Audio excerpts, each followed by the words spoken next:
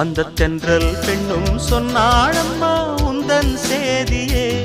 அவள் சொன்ன பின்பு மின்னல் போல வந்தேன் தேடியே.